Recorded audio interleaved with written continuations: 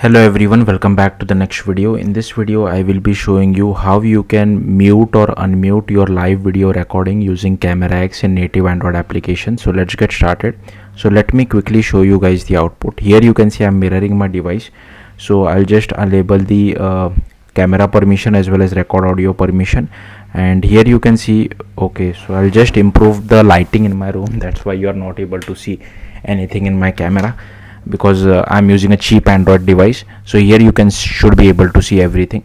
Now as soon as I click on the start button, I'll try to speak something random, and also I'll try to click mute and unmute button as well. Okay, so I'll just click on start. Hello, this is coding with nobody. Now I am going to click on the mute button. So I am trying to still speak something gibberish, but the live video recording cannot record me. So now I am going to unmute the button. So here it is. Thanks for watching this video. Like, share, subscribe. I'll stop the video recording.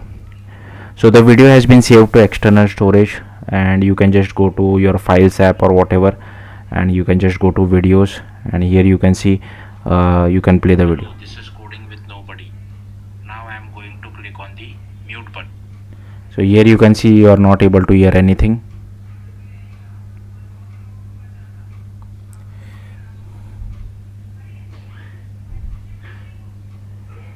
So here it is. Thanks for watching this video. Like, share, subscribe. I'll stop. So yeah, hopefully you got the point. Also, one thing which I want to make you understand is you can mute the video at the start of the video recording itself as well. So yeah, let's see how to achieve this. Again, I'm using XML layout, but if you want, you can use Jetpack Compose as well.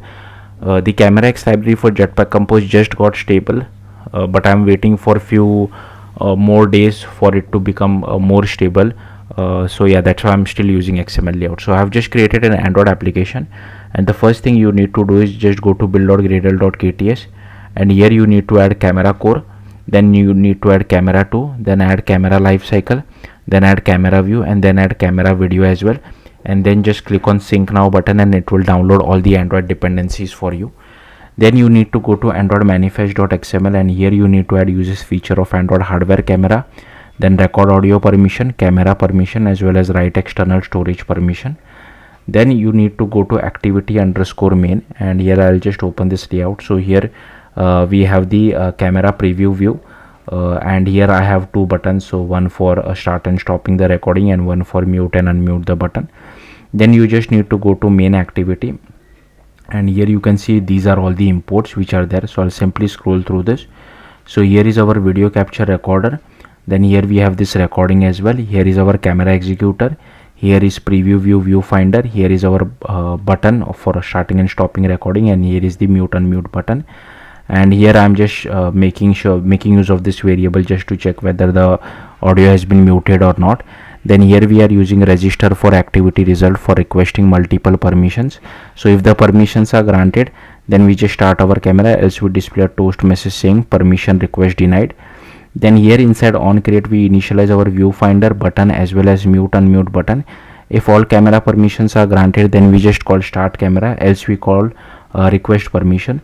Then on click of the button we just call capture video, and inside mute unmute click listener we just call toggle mute.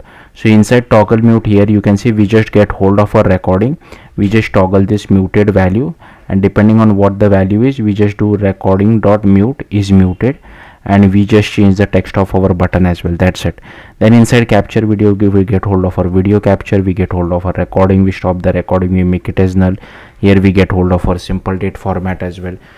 Then we do content values dot apply, passing the display name, MIME type. If Android version greater than P, we also set the relative path over here. Then we have the media store output options, we pass the content values to it. Then we do video capture dot output, call the prepare recording to this, and if the camera permissions, if the audio permissions are granted, then we just do with audio enabled. Now suppose if you want to mute the audio at the very start of the recording, you just have to do with audio enabled as true. So if I just uncomment this, here you can see initial muted is equal to true. So if you want to do that, you can do that, but then you will have to change the is muted property, which variable which we have defined at the top, as true as well, and change the text of the button as well. So it's completely up to you. Then here we start the recording as well. Then here we just change the, once it is started, we just change the text as well as is enabled property of our button. And if video record event dot finalize, if it does not have any error, then we just display a toast message. Else we just stop our recording, we close it, and we just change the text of our button as well as is enabled to true. Then here we call start camera, but we go to get hold of our camera provider future. We add a listener, we get hold of our camera provider, we initialize the preview view, we initialize the recorder as well, we initialize our video capture, then we get hold of our default back camera. Then here we have this use case group dot builder, we add the preview use case as well as video capture use case, we unbind our camera provider, we bind it to the life cycle. Then here we call request permission as well.